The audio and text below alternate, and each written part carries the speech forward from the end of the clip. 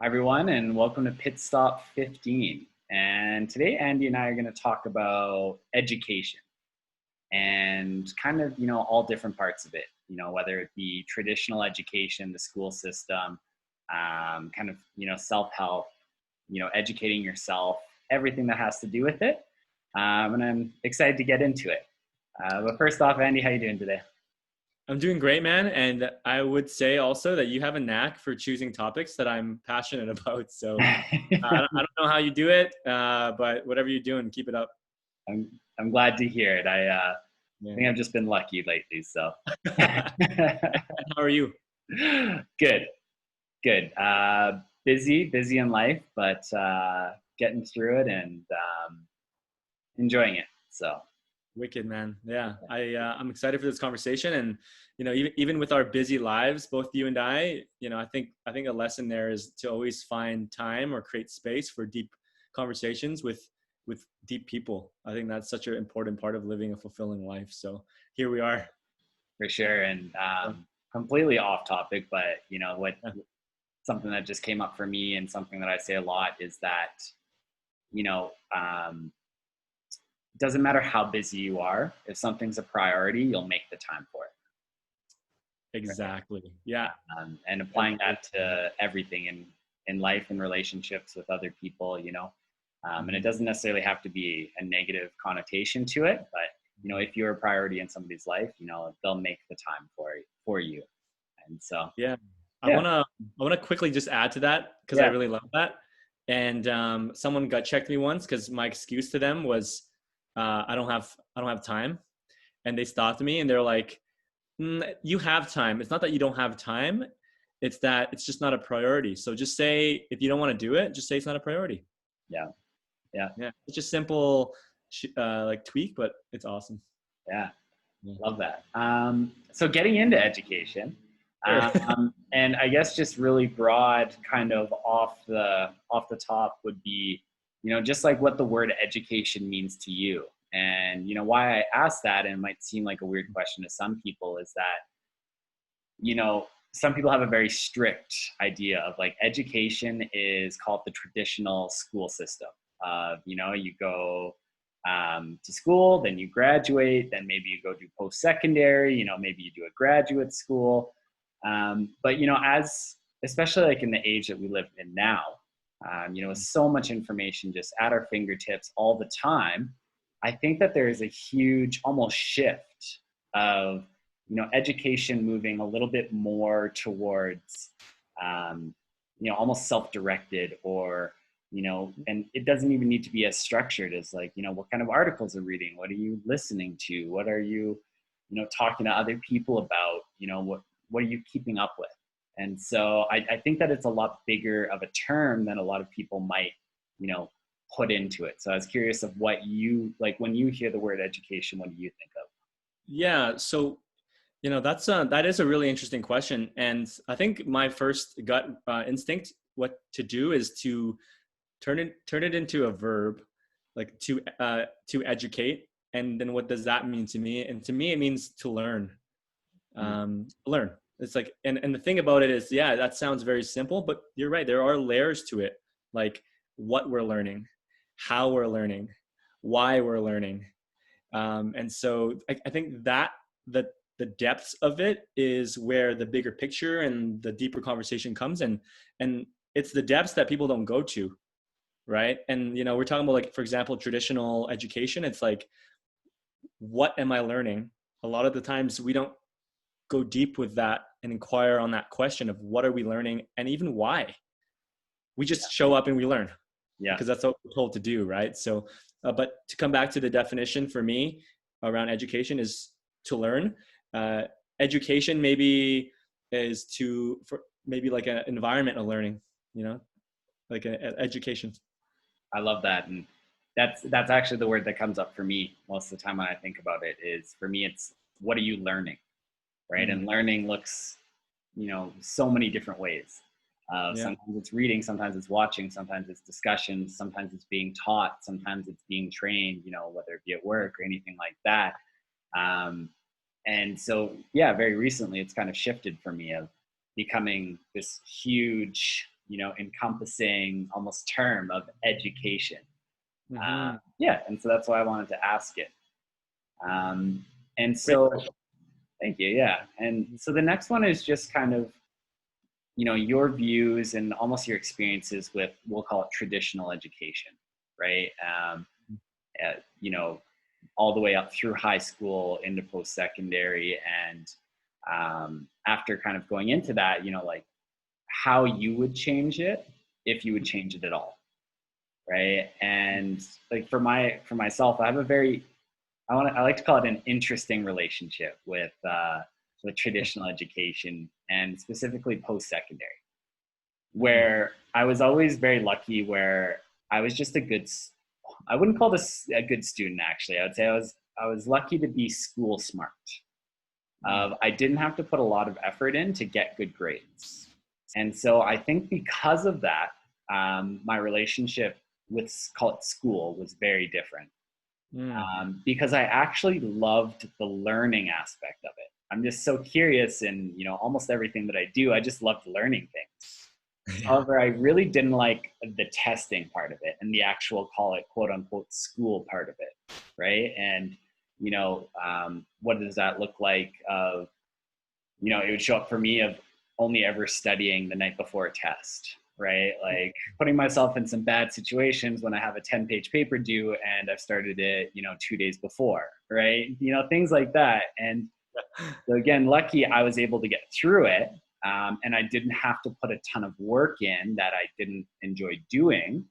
Um, yeah, and so it was very interesting for me. And while I was in it, especially university, so I took a Bachelor of Science. Mm.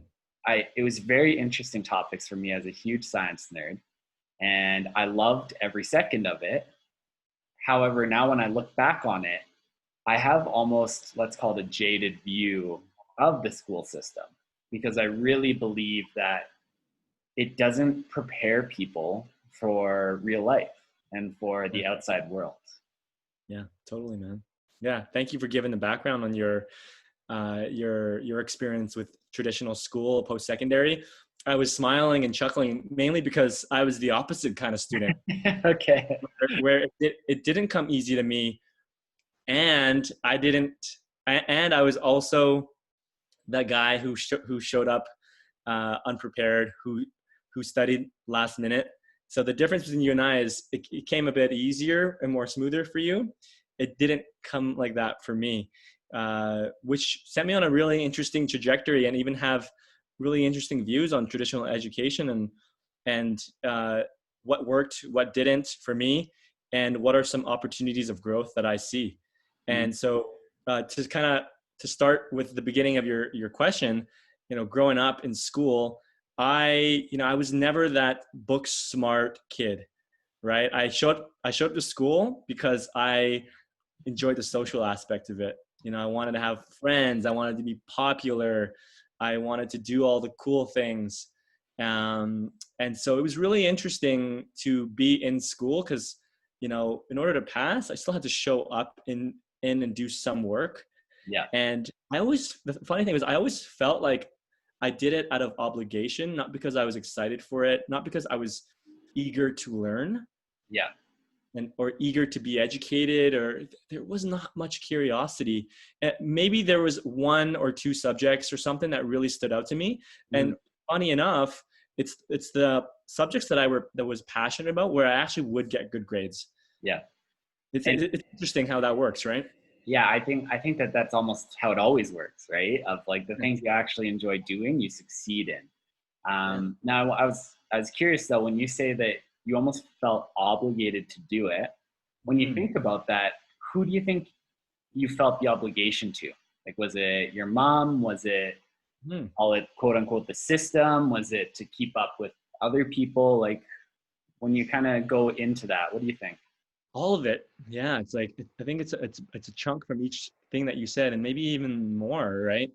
It was definitely to make sure mom was happy or content. It was to make sure that I wasn't hounded by the teachers, and it was also because I didn't want to be that guy that was left behind. So there's a lot of obligation there. I was never learning for myself. And I do wonder how many, like what is the makeup of the students? Like how many percentage of students actually do it out of obligation Yeah. versus how many students are actually there because they're curious to learn and to excel and to educate. And I would say that there's nothing wrong with either makeup or either segment of that group. But I think that there needs to be a deeper inquiry on the psychology of students. And again, kind of back to what I was saying earlier, like why do we learn? How do we learn best? Hmm. Where do we learn? And yeah, I think there needs to be like a little mini reset button on how we view and how we perceive the school system, and to ask ourselves, does this school system actually serve where I want to go? Or, and it's hard to think about it that way if you're, you know, 9 years old in grade 4. You don't really think about that, Yeah. right? And so I think it is over to the parents that in that stage at the very least to kind of set up the culture, the environment, the direction for the kid. But yeah, those are my thoughts. Yeah. Um, No, I love that. And, you know, for me, going into the second part of, what I think would improve it, the yeah. biggest one for me is almost the relevancy, right? Of the relevancy in the world today. And the biggest one comes, to mind is memorization, Huh, yeah. right? Of, why do we need to memorize almost anything when you can look it up on your phone in 20 seconds, right? Totally. What is the benefit to memorizing that? Memorizing a date, memorizing the date of when World War II started, right? Or that, memorizing a formula, whatever it might be. One, either, a lot of it is done by, machines anyways, right? Of like a program will run that formula for you. You just put in the numbers. Or two, you just look it up. And so that was always a big disconnect for me. Yeah, like you're saying that. So I was really good at history. Okay. I was really good at history, and I remember the way that my history teacher taught. It wasn't. It's interesting that you mentioned this. It wasn't multiple choice, so there wasn't a lot of what date did this happen on this day or whatever, right? It was Yeah. more about here's a situation that had happened on this date in this time. What are your thoughts on it? Yeah. Right.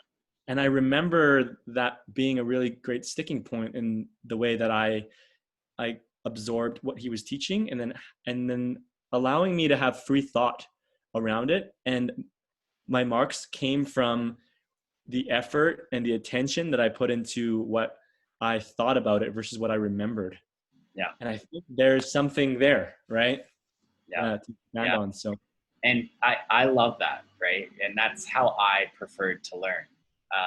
Give me the general idea, let me understand the concepts, and then let me apply it. The funny thing is that I've actually run into a lot of opposition from other students when I was in school on that sort of learning.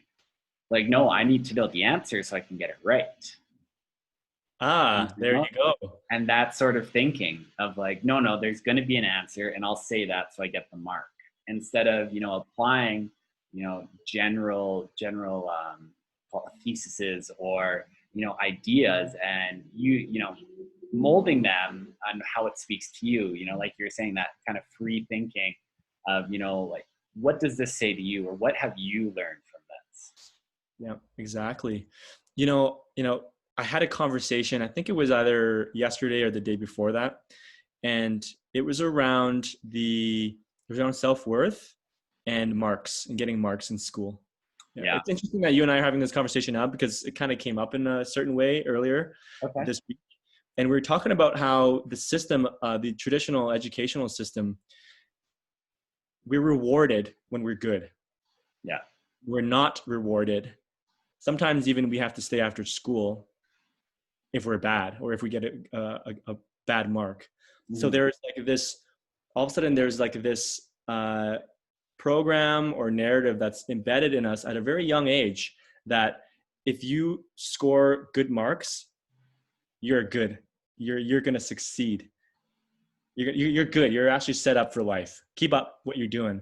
But if Yeah. you're not good, then you're bad. and there's maybe something wrong with you that we need to look into. Yeah. And how that is entangled with our self-worth later in life, in needing to be right, or resisting failure, right? Resisting fail. Yeah. Like if I fail, my life is done. I am, I'm worthless. Okay, like the system is set up, and we don't talk about this stuff. We don't have a conversation about self-worth. I don't remember that coming up in high school at all, around a teacher saying, hey, whether you get a good mark or a bad mark, we'll work on it, but just know that it has nothing to do with you as a human being. Like, there's nothing wrong with you. No one ever stopped to tell me that. Yeah. And I think that is like a really good area of opportunity. I think that's something that needs to change. Is I think more teachers or mentors or people that are actually a part of the system, that are setting up the environment for kids to learn, is to remind these kids that a lot of it has nothing to do with their self-worth, right? Yeah. And, you know, it's so funny because I 100% agree that, you know, it shouldn't, you know, we need to be very careful about not allowing ourselves or other people to derive their self-worth from things like grades, right? Or, you know, external affirmations. However, at the same time, one of the problems that I have is that, you know, there's no accountability. Mm. What I mean by that is that, yes, you'll be told, or, you know, that, you know, you've failed or you'll be punished or whatever it might look like. However, you'll still get pushed through, Mm. right? If you do absolutely nothing, they'll still push you through, you know, push you on to the next grade, whatever it might be. Um, and you're kind of showing that, well, almost on the other extreme, you Yeah, know, if I don't try at all, if I don't do anything, it doesn't really matter because I'll be pushed through anyways, totally. Yeah. right? And then Where's the middle ground, right? That's an interesting question. exactly, you know, because then going back to almost preparing for the real world. Well, if you do that in a job, you get fired, right? You Yes. know, there's consequences. You can't just Yes. refuse to do anything and then get pushed through, Yeah. right? And so I think that's where it's that disconnect, and it's such, you know, a fine line and a balance of, Yeah. yes, we cannot allow people to derive self-worth from it, and at the same time you need to make sure that, you know, students are held accountable, people are held accountable of, Hmm. you know, there is a certain bar that needs to be hit to move on to this next thing. And maybe it's more so of, if you can't hit that bar, that's okay. You're not going to move in this direction. Let's move you in this Totally. direction.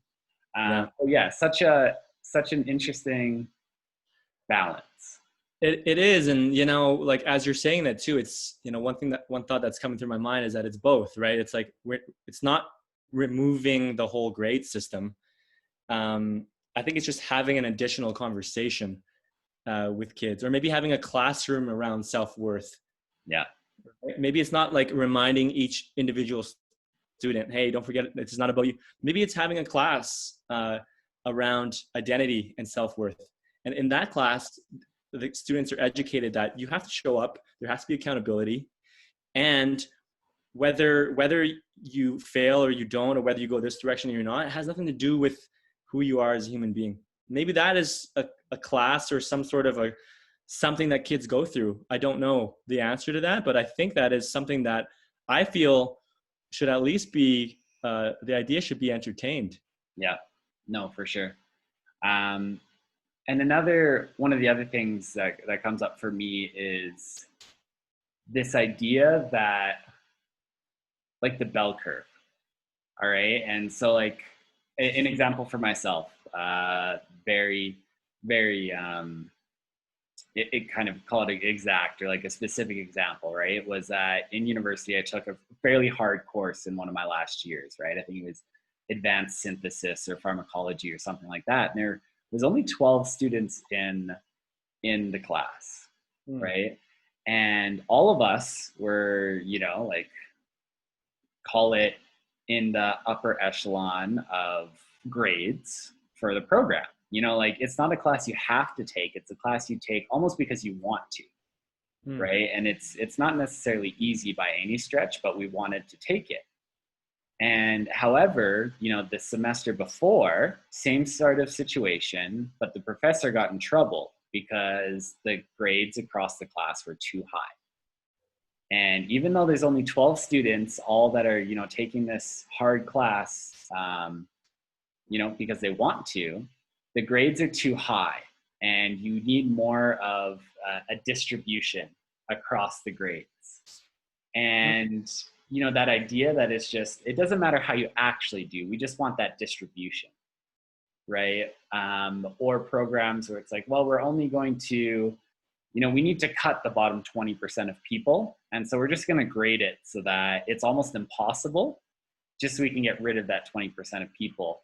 And again, just having that, and the idea of being marked on a bell curve, I don't know, it always bugged me for whatever reason. And then I go back to my point about accountability just now and almost feel like I'm contradicting myself, but it's something that I've always thought about. I don't, Yeah, one thing that you said there, and maybe we can like go deeper on it, because yeah. like, why do you think there was such a push for distribution, like even distribution? Why is that?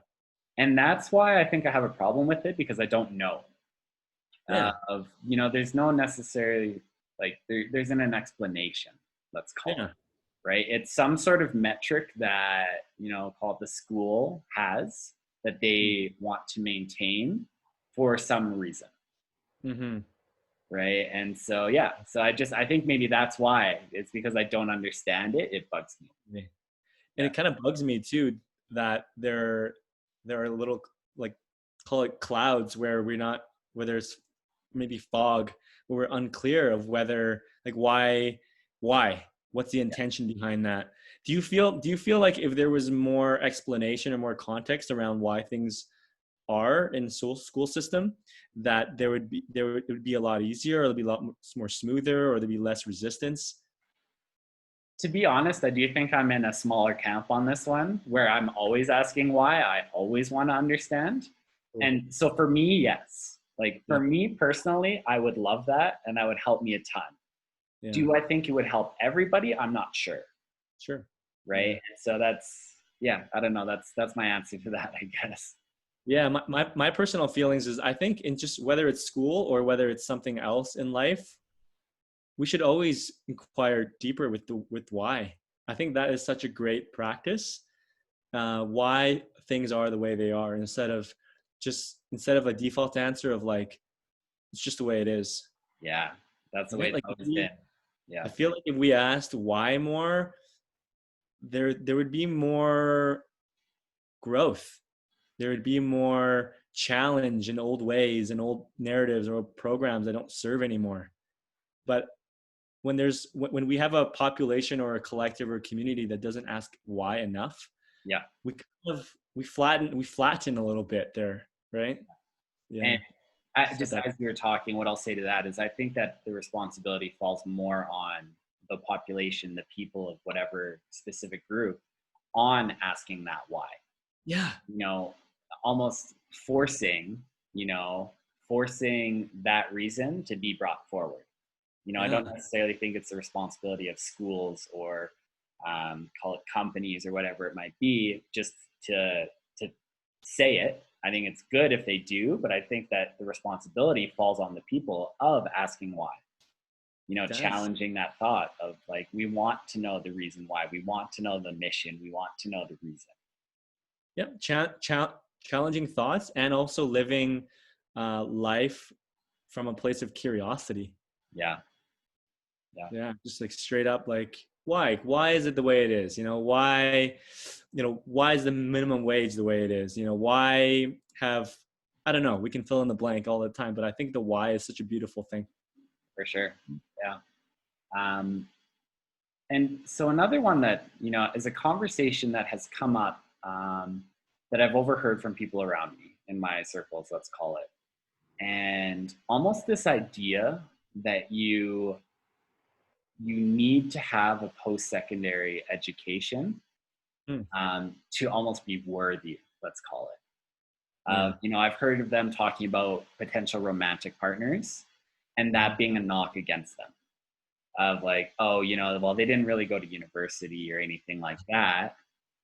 Yeah. and not understanding how that could hold so much weight in my mind, in my mind, there's a difference between going through post secondary to attain a goal of, like, let's call it a job or whatever it might be, and going just for the sake of going to have that degree to your name to make you, quote unquote, a better person.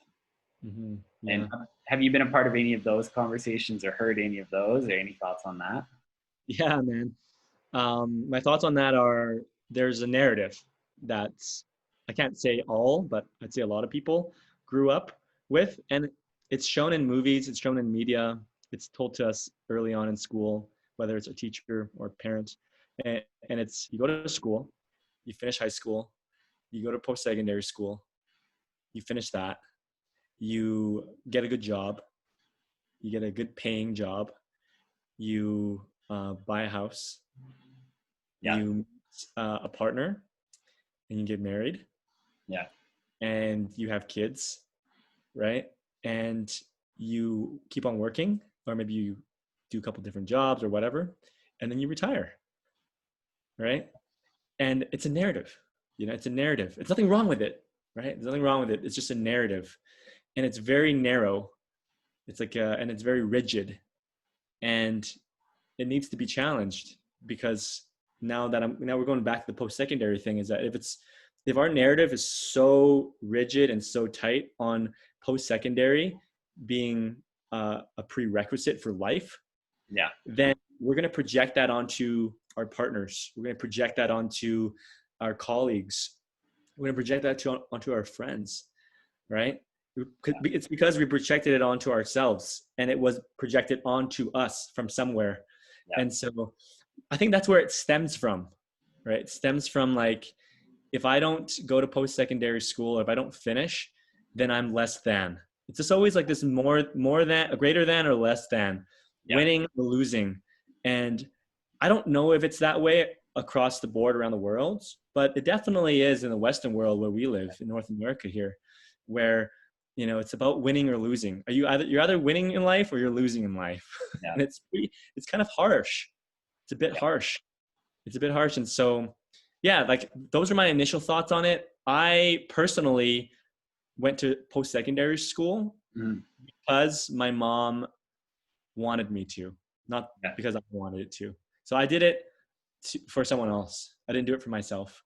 I'm happy I went, for sure, because I met some amazing people, made some great friends, and it got me out of my shell. But I don't think it's like a need. I don't think it's like I think that's where we challenge it, is that it's not a need. We have to just ask ourselves, what do we want in our lives, and then go from there. yeah, Sometimes you can reverse engineer, because if you want to be an entrepreneur, um, making guitars and selling guitars, if that's something you love, don't spend $6,000 on, secondary school education, yeah. and get yourself in crazy amounts of debt, more than 6,000, so much more, right? So, Yeah. yeah, For sure. And it's funny that you said that you went because your mom wanted you to. yeah, Um, Even thinking back to it, how funny, like, and I laugh at myself of me coming out of high school. I was like, well, that's just kind of what you do, right? Like, I guess I go to university now. Like, I have no fucking clue what I want to do, but yeah, I'm just gonna go. And so applied to just random things, and one day just randomly picked one. Like, no mhm, method to my madness, just like, oh, this will be fun, right? And yeah, it's again, it's going back to that narrative of, like, this is what you're supposed to do, or this is what you should do. And I've had a lot of those conversations recently of, mhm, almost living, like, our parents' lifestyles are kind of pushed onto us, right, consciously and subconsciously. And pushing against that idea of, I don't want to work for retirement, right? mhm. And just pushing against those narratives. And um, again, where it's, I don't think having that piece of paper changes who you are as a person, Yeah, right? And absolutely. same sort of thing of, I went and I got my degree, and I will never use it in my life.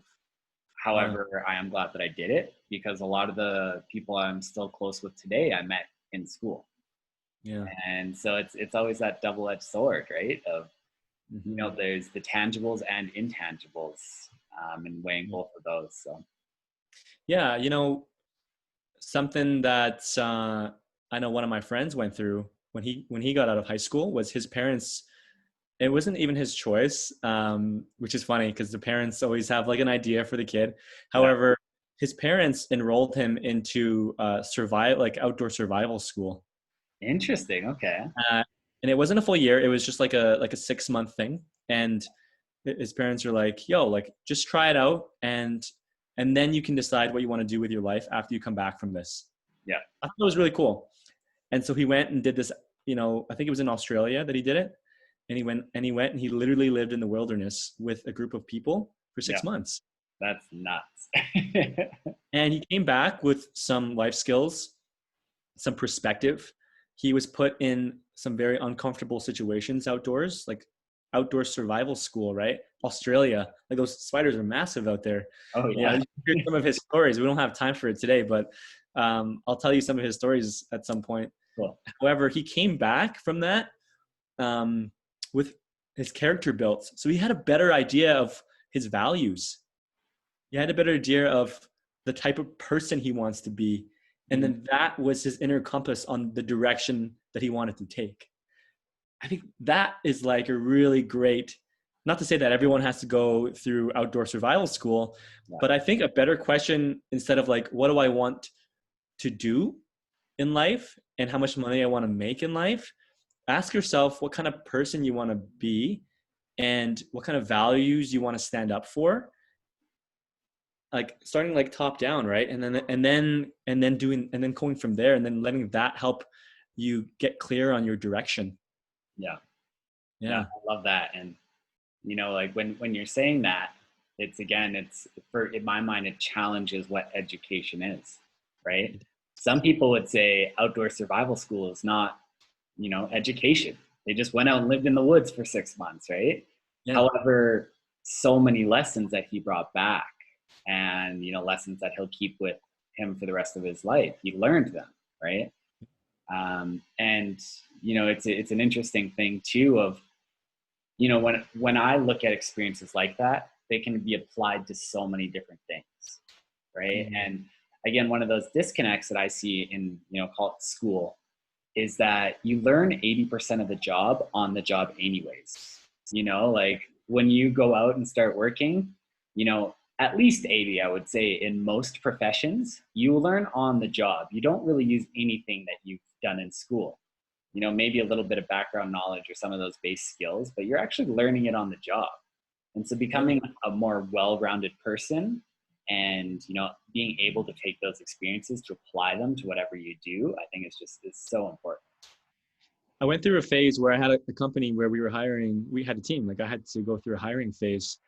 And I remember doing interviews and I made it a point to not, to spend less time focusing on their skills and Mm-hmm. their experience and more about who they were and how I felt in their presence. Yeah. Um, because at the end of the day, I believe that skills can be taught. Yes. Skills can be taught. Strategies, techniques can be taught. But you cannot teach attitude. Yeah. You cannot teach compassion, Yeah. right? And so I wanted to feel a person's attitude. I wanted to feel a person's humanness, like their nervousness, which makes them real, you Yeah. know? And I hired based on that because I could teach them everything else. Yeah. You can learn everything else. If they have an attitude to learn, then that's awesome.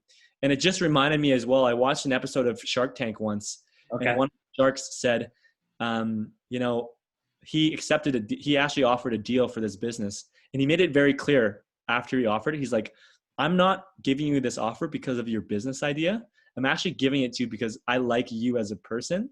Yes. And if this business flops, I know that I would continue to work with you and we can come up with a new business idea. I Yeah. thought that was awesome, Yeah. right?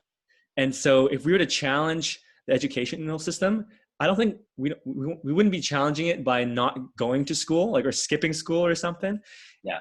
We would be challenging it by putting in some more individual thought on who we want to be 10 Yeah. years from now, who we want to be 5 years from now, 1 year from now. Yeah. I love that. And when you're telling that story about you hiring, it's, in my mind, it's hard skills versus soft skills, right? Mm, Hiring for the soft skills because you can teach them the hard skills. I totally. love that. And just your Shark Tank story there too is, I can't remember where I heard it, but somebody was telling me one time of, they actually did a study and they looked at a whole bunch of businesses for entrepreneurs, right? And they looked at, so it was like good, call it like conditions, like socioeconomic conditions, um, and then good, like entrepreneur. Good conditions, bad entrepreneur. Bad conditions, good entrepreneur. Bad conditions, bad entrepreneur, right? And so Mm, obviously the two are very obvious where, if you're good entrepreneur, good conditions, you're going to succeed.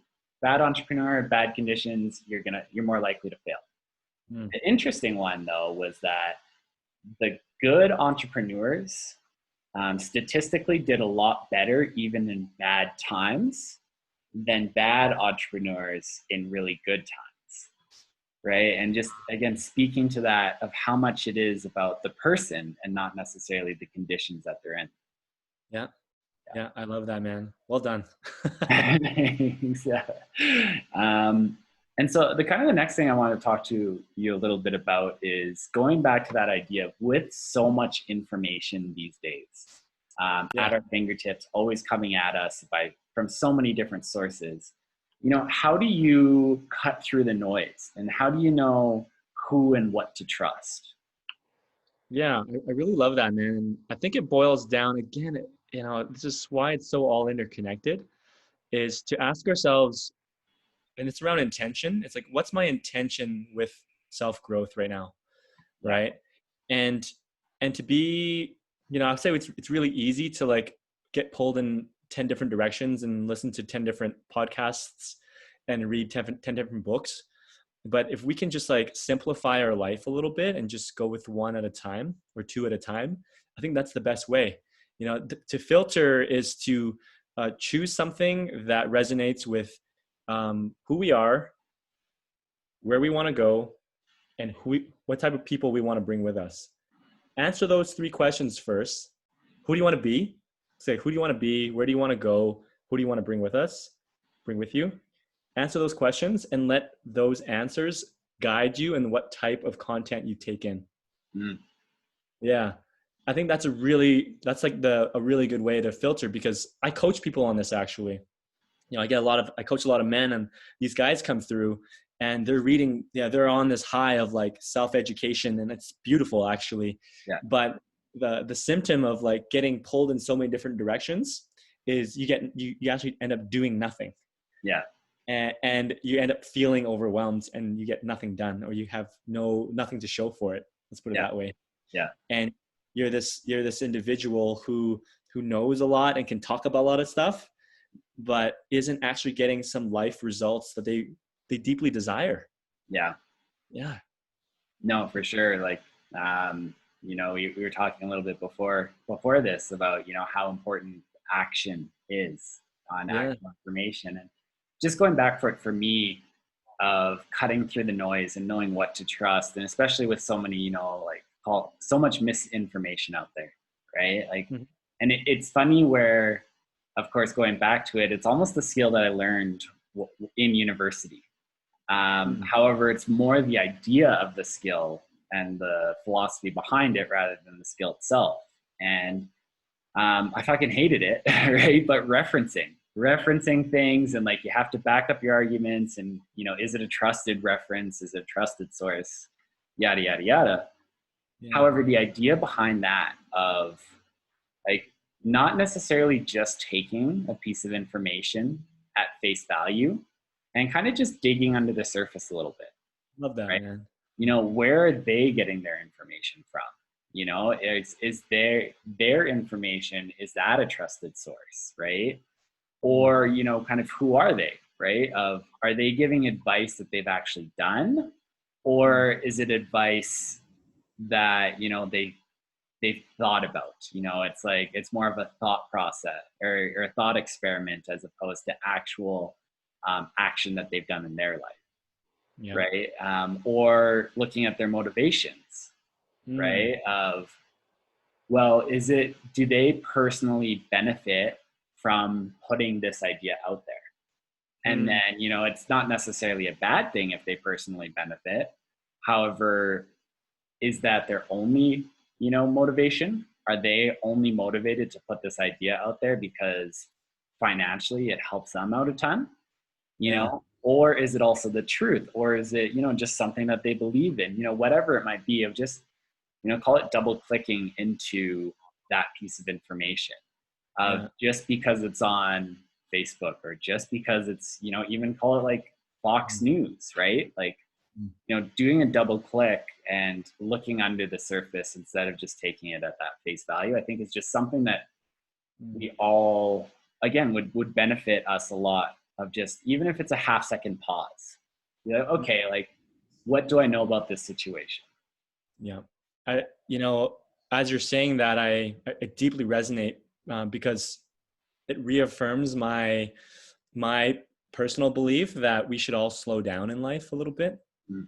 You know, if we're moving faster than the information that's coming at us, we got a problem, that's just around the corner, right? Yeah, And if we slow down in life, we're able to inquire deeper, as you're saying. You know, look into the references, look into the source, yeah, get to the source of this, and then see if it resonates with you. yeah, And there's so much benefit to slowing down. Just slowing down. You said pause, right? Love that word. yeah, To pause and to inquire deeper. Or let's, for example, if you're reading a book, uh, read the book before jumping onto the next one. Go through what you highlighted. Like, I was guilty for this. I would read a book, I would go through and I would read, I would highlight. That's great. It's great. I would never go back and look at what I highlighted, yeah, ever. Right. But what if we do? Then we can soak in a little bit more instead of just jumping on the next shiny object, the next book, the yeah, next whatever, right? And I think there's so much value in slowing down. So if there's anything for the people that are listening, it's like, get slower than the information that's coming at you. yeah, Yeah. sure. No, I love that. And, you know, we were going to go into that next topic of, you know, that idea of almost almost getting stuck because you're taking in so much information that you never actually follow through on it. And it happens, I've seen it happen a lot in, you know, kind of that self-help realm, where, Yeah. you know, like you were saying, of some of the guys that come to you, where, you know, they've read every book out there, they've, you know, all they do is listen to self-help podcasts. However, through all of that information coming, they're not actually taking action. Yeah. But just as we've had this conversation, I think that is a bigger conversation I'd love to really get into. And Yeah. so I think honestly, I want to save that just for another day here, but Cool. and just Yeah. really get into it, because we're Yeah. kind of coming up on time here. So we'll Mm. save that for another day. However, I just want to see, is there anything else on education that we didn't get to that's, you know, popped up in your mind through the conversation, or just anything else at all that you wanted to say? Yeah, I think maybe I had a question for you, and then Yeah. maybe like I can even answer it too after. But the question is like, you know, out of the and we I don't know what the school systems are like now and what they're teaching, so maybe I can't speak to what's happening in this moment. But based on the stuff that you learned, Mhm. growing up in the high school, junior high, high school system, and what you want to see, what would you keep and what would you take away from the system that you experienced? Yeah, for sure. And I think it kind of, I've thought about it a lot actually. And I think what it boils down to is a couple different things. One, of teaching kids how to learn instead of, you know, call it what they should learn, Yeah, yeah, I love that. right? Teaching those skills of, you know, evaluating pieces of information, of how do I actually learn this? How do I have my own thoughts? How do I take in this information, then, you know, actually form an opinion about it myself? Hmm. So again, yeah, just that idea of teaching people how to learn instead of what to learn.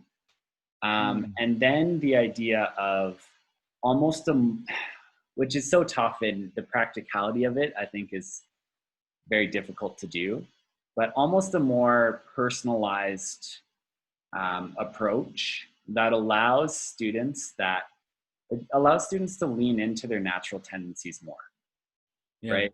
If you're destined to be an amazing artist, right? Yeah. As an example, like why not lean into that where that is the bulk of what you're learning? You're learning about, how to express your art, the technical skills for it, maybe even the history around it, looking at other pieces, looking at how it's evolved over time. And sure, there's probably still some base knowledge that you need to do, but call it if that's maybe a quarter of what you're learning and 75% is what you're of what you're doing is your true calling, let's call it, or what your natural tendencies are. Why can't we lean more into that instead of trying to shove everybody into the same box? Fucking love that, man. Yeah, so I think those are my two big ones. But what about yourself? Yeah, I would say first, like right off the bat, communication and learning. I would probably call the subject matter or whatever that is creative communication Okay. uh, around listening and speaking. I think that communication is a foundational piece to anything that we're doing, whether it's in school or in life. And when kids are young, we're sponges. We learn things really quickly. We learn it from observation. And so at an early age, communication, how we speak to them and what they're saying to each other, I think is so key. So something along the lines, I wouldn't say it needs to be like a classroom or something, but something along the lines of a lot more emphasis on that creative communication, I think is so important. Yeah. And I would say the other thing would be around, I think, you kind of sparked something in me when you were talking about the memorization piece Yeah. and shifting something in the content, how we test, how we grade, and relaxing around the memorization, relaxing something around that for sure. Because at the end of the day, again, it also ties into what you're saying around like what calls to that student. Is it art? Is it design? And there isn't a lot of memorization when it comes to creative paths, right? Yeah. And so I think we need to revisit that and we need to reimagine what that could look like. Yeah.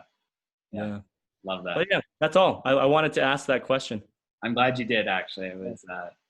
Yeah. I'm glad that came up. So thank you. Yeah. Awesome, man. Well, once again, always a pleasure. Thanks so much for doing this. Until next time. Yeah. Until next time. I can't wait. All right, man. Take care. Cheers.